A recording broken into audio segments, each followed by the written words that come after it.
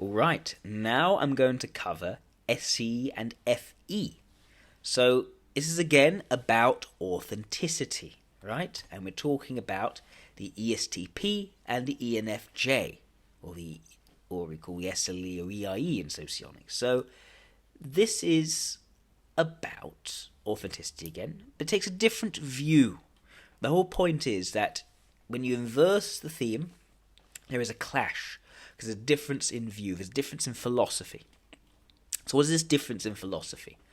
Well, the idea is that these four types, the ESTP and ENFJ on the one hand, and the ISTP and the INFJ on the other hand, because of SEFE and SIFI, right?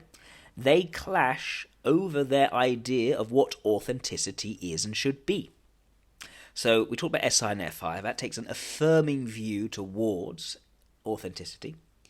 Now talking about SC and FE, we're talking about almost a denying view of the authenticity.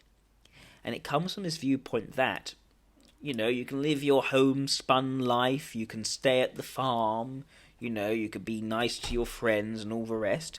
But does that really matter if no one's going to remember you when you're gone? What impact have you left on the world? What impact have you made in society? Do you really count? Do you really matter? Well, who's going to say you matter? As soon as you're gone, the friends you're gone, there's nothing left of you. So to matter in the world, to make that impact on the world, to actually have a voice that is heard, that has influence, has actually made something happen in this world, has had that impact. The people who have the statues that are known for centuries after, that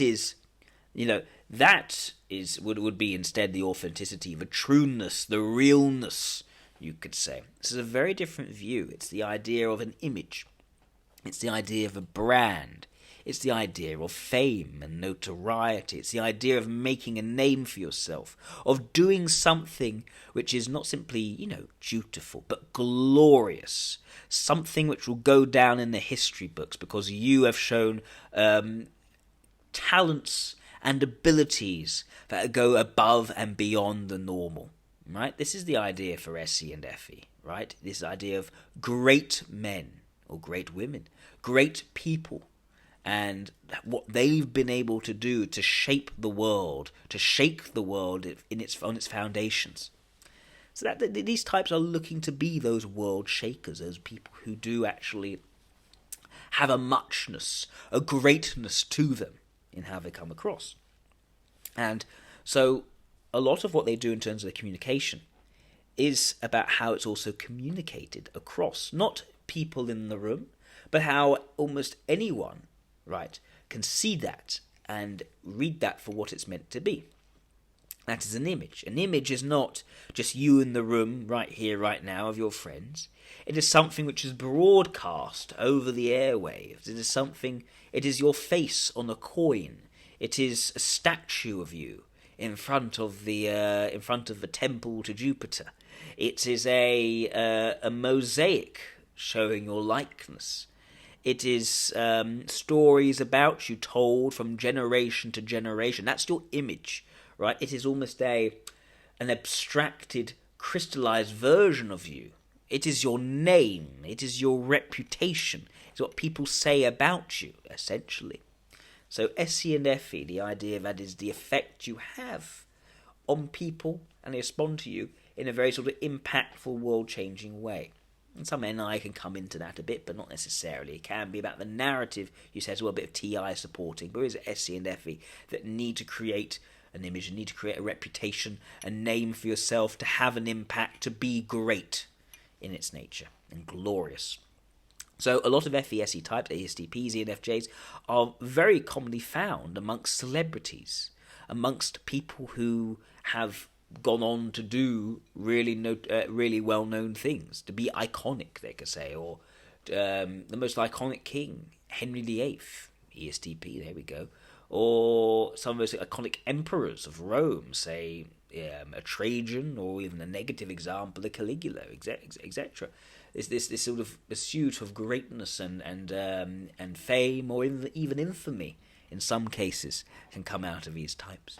They just want to walk the world stage, and they want to play their part on that world stage, and for it to be a very big part. They want to play the leading role in that on the stage.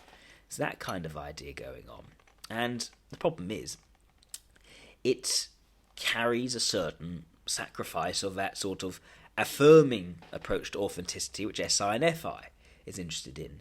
These people often don't end up talking about, where they came from, their localized private sphere environment, the private life.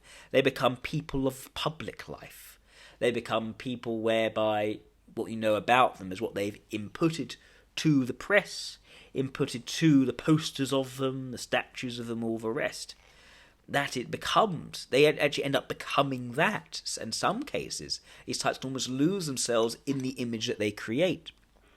Or they can be very fiercely protective of their reputation, to sue for libel against their name, or to say, "Are you disrespecting me?" And they will then, rail against those who are disrespecting them to restore the reputation which they've worked so hard to create of themselves.